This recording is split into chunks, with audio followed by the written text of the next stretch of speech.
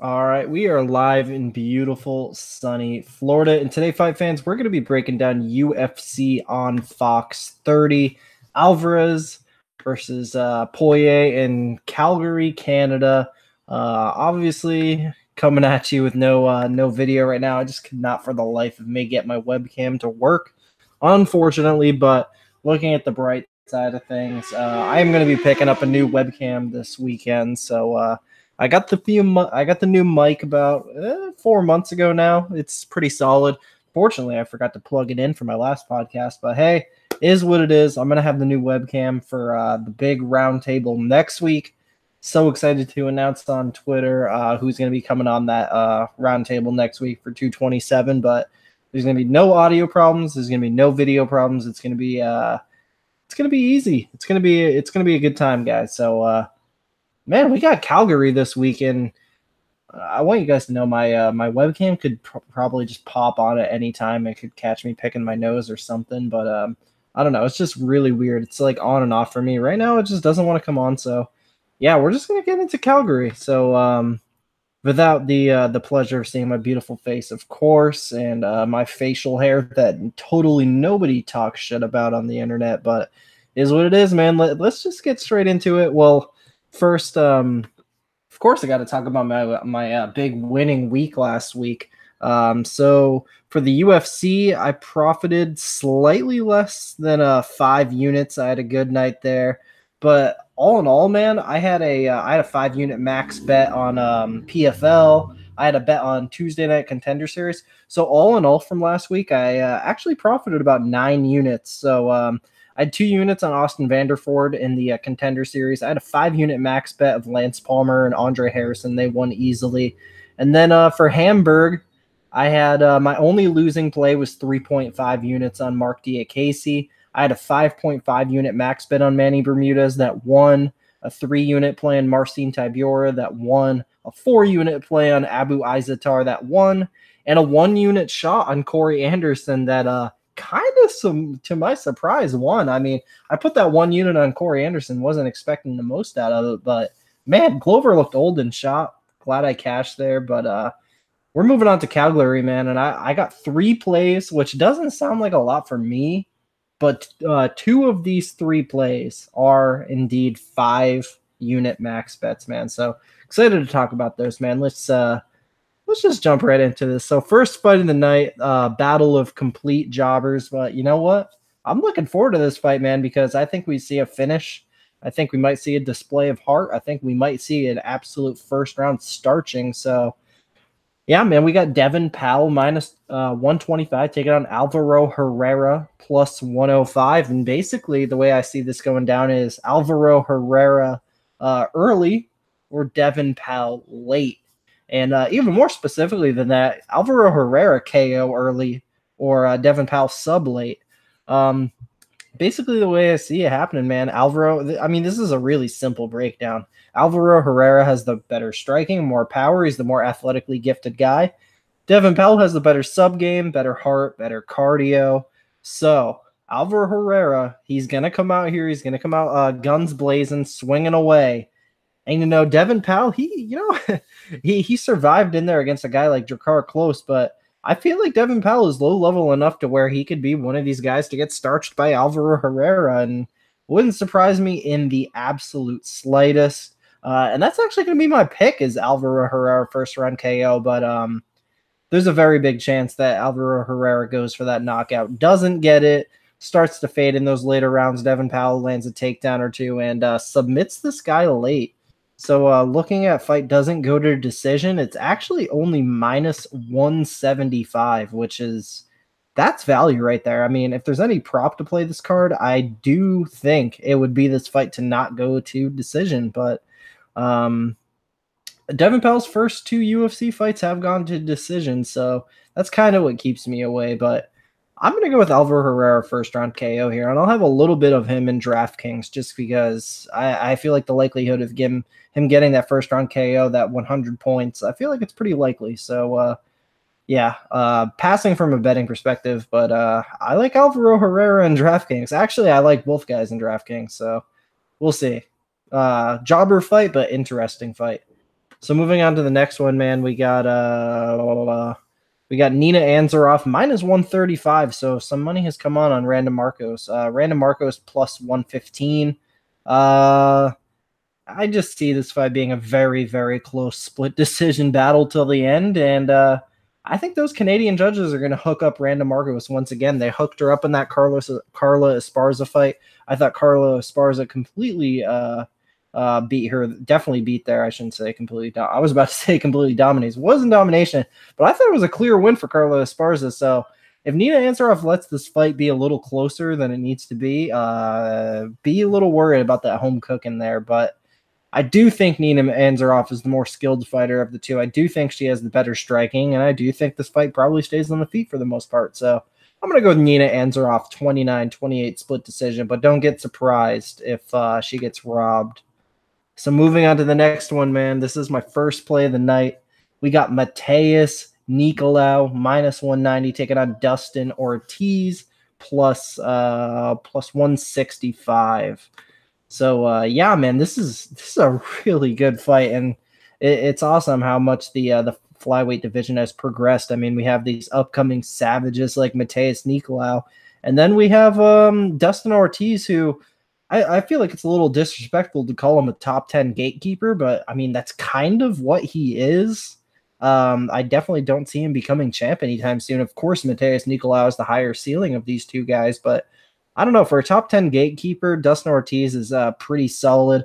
I feel like they did a little like solid 4 or 8 man tournament of like top 6 through 15 flyweights or something like that. Dustin Ortiz would be at like the top of the pack and probably win that. Out of all the older guys who are getting up there that have been in the UFC for a while, Dustin Ortiz is one of the few that are still actually improving, looking good. I mean, he looked awesome in that fight against Alexandre Pantoja, but I see a very bright future for Matheus Nicolau.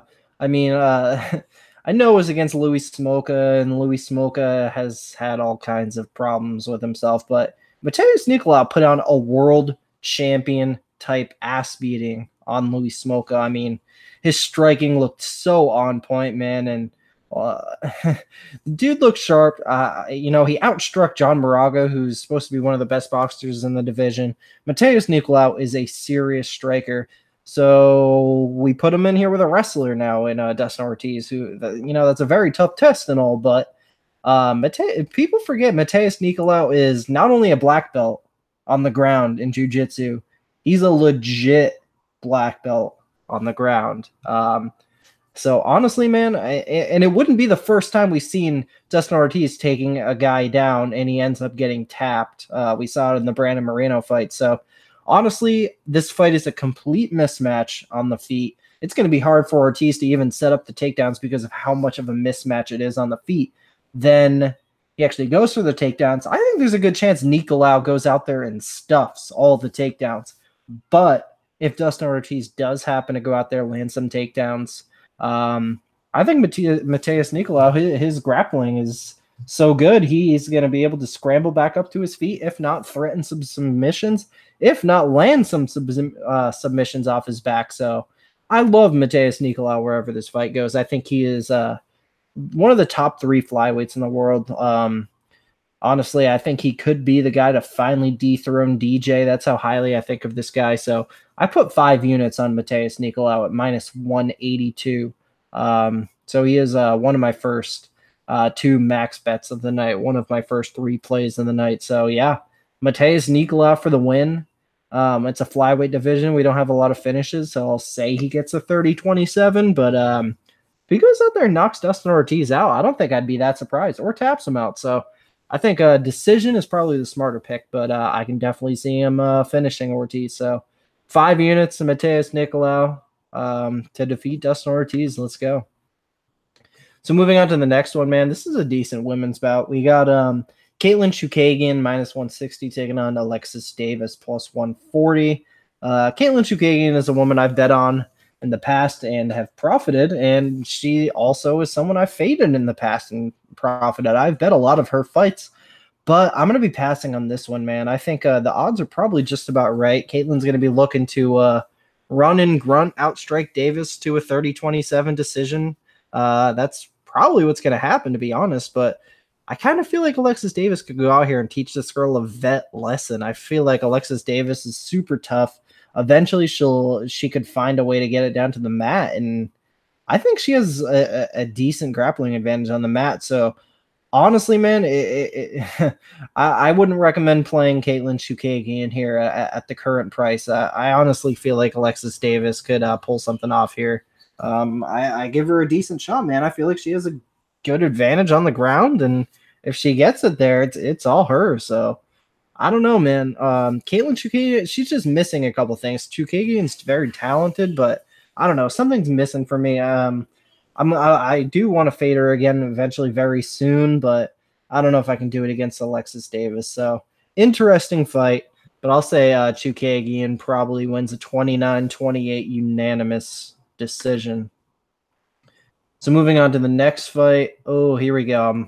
This is my second max bet of the card. Oh man, we got John the Bull McDessie minus 170 taking on Ross the Real Deal Pearson plus 150. That's right, guys. I put 5 units on John McDessie in 2018.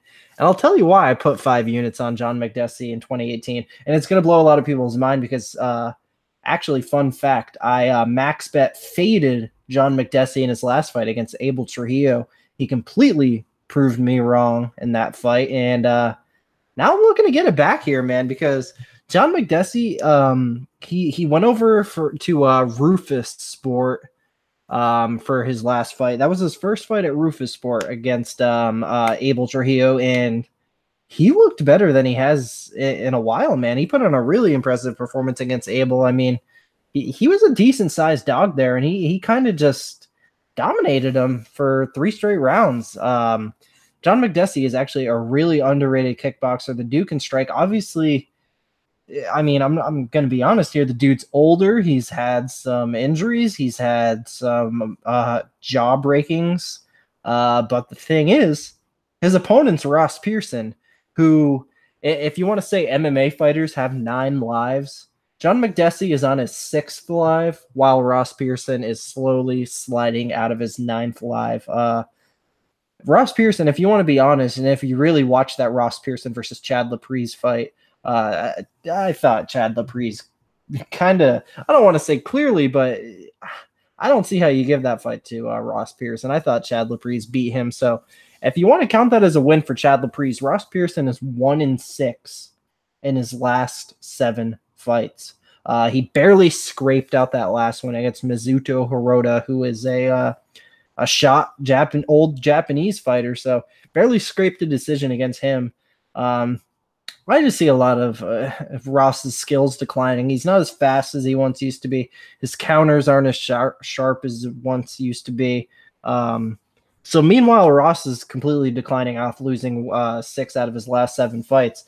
John McDessie went out there and put on one of the best performances he's had in years against Abel Trujillo, and I really think the move to Rufus Sport kind of gave him a little bit of a boost with the confidence. I think he's picked up a few things, and I mean, if you go and look at the striking stats, John McDessie, he has a lot more volume than Ross Pearson, and his defense is a lot higher than Ross Pearson. So what's going to be a 3-round striking battle, I'm going to give it to the guy who has a lot more left in his career, a guy who has looked better lately, and a guy who, he's honestly at this point, he's a way better striker than Ross Pearson. His defense is more on point, and he throws more. So I just see this being a very clear 30-27 decision for John McDessie, if not a knockout. I think the decision's more likely, though. But yeah, I love John McDessie here, and it's so weird to have those words come out of my mouth. But, this game, it's really all about the spots. And who knows? This could be the last time we get to fade Ross Pearson, man. So I like the bull. I like John McDessie here. I think he outstrikes Ross for 3 straight rounds. So 30-27, John McDessie. I put 5 units on minus 147. So John McDessie for the win, guys. And moving on to my Gadzamirad, Laba. Here I have 3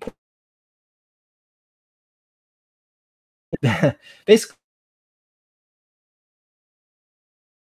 the guy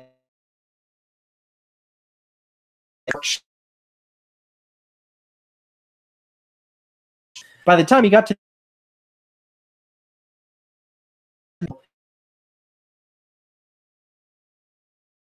the game, it sucks. He just doesn't know what to do in certain situations. The guy,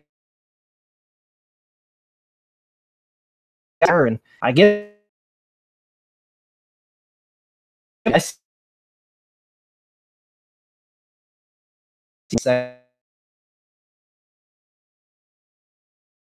the first round.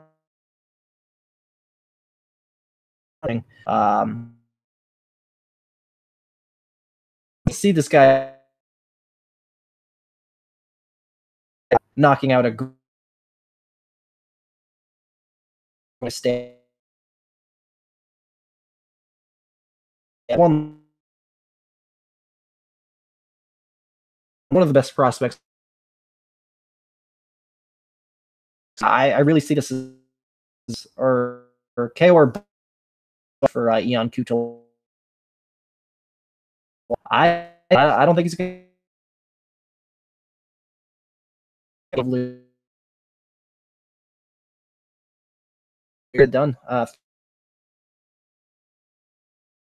Going to be first. Second half of the enjoying the year without any bets. I have no bets on the interesting. I'm thinking about, but I tell you max bets on the line, but have minus 500. Obviously, this is one of the players I wanted to have some 700 in that Rinson is UFC fight pussies in wrestling. I'll say third. TK.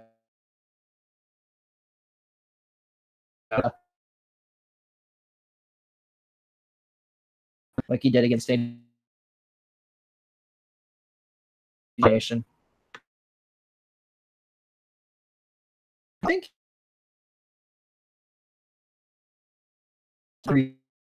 Austin Arnett plus 310.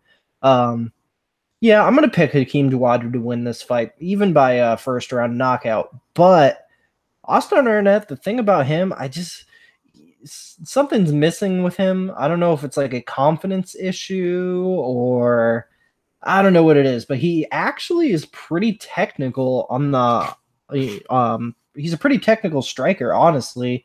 And honestly, the way that Hakeem Dawodu lost his last fight against the Scottish Danny Henry. Yeah, Danny Henry. The way he lost to him was it was slightly alarming, man. I don't know. It just didn't look right to me. I don't know. Hakeem Dawodu looked really good outside the UFC, but something really weird happened there, man. I can't really explain it. I don't know if it was just a mental freezing. I don't know if he has a complete shit chin. I don't know if it's going to be even worse after this fight. Austin Arnett's an intelligent striker, and if he has the best night of his life, I honestly think he could knock out Hakeem Dawodu here. So, yeah, at the current price, Austin Arnett plus 310, I wouldn't hate anyone taking a 1-unit stab on that, but yeah, no surprise. I'm going to go with the near minus 400 favorite to get it done inside the distance. So, Hakeem Dawodu first round knockout, but definitely stay away from that largely inflated line. So moving on to the next one, man, I've gone back and forth and back and forth and back and forth on this one. We got Alex Morono minus 105 taking on Jordan Mean minus 115. I just see this being a sloppy slugfest where any guy can knock the other out. But I'm going to go with Alex Morono just because he has less miles on him. I think if anyone's going to be landing takedowns, it's him. I think even on the feet, he'll probably be throwing more volume. But I just see if this fight ends by knockout, I kind of see it probably being a Jordan Mean knockout. I don't know. It's definitely a tough fight to read. And I know my boy Justin of UFC Bro Picks bet Alex Morono. So best of luck to him, and I'll root for Alex Morono, and I'll, in fact, pick Alex Morono here, but not with much confidence. And I'll say Morono gets it done by a 29-28 unanimous decision. So moving on to the next fight, man, this one is a great fight, and it's the start of the main card. I've seen this fight probably discussed on Twitter more than any other fight, man.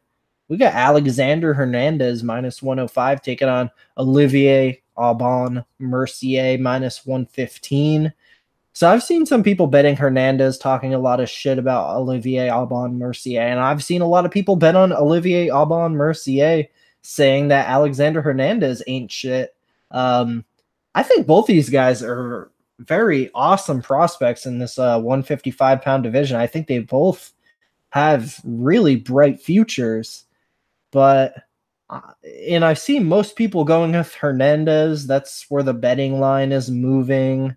He had that amazing performance against Beneil Dariush last time. Short notice UFC debut against the top 10 lightweight, and he starches him. But I'm going to go with Olivier Aubin Mercier here. OAM is going to be the pick.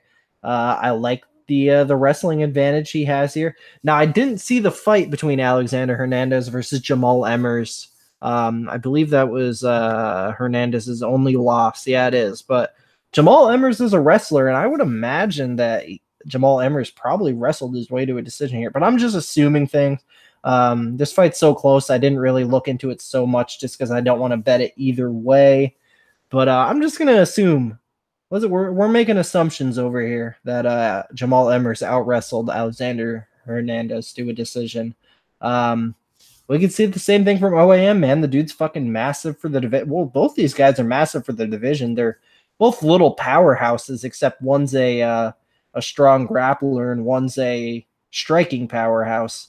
So I kind of feel like it's definitely and I know OAM has improved his striking, and maybe he's going to go in there and try to test it on Alexander Hernandez, and I don't think that'd be wise at all because I think there's a good chance he gets knocked out there, but I don't know. There just wasn't enough tape on Hernandez to me to watch, but I don't want to fade OAM, man. He looked so good against Evan Dunham, and I know a lot of people were saying that Evan Dunham, blah, he's old, he's shot, blah, blah, blah.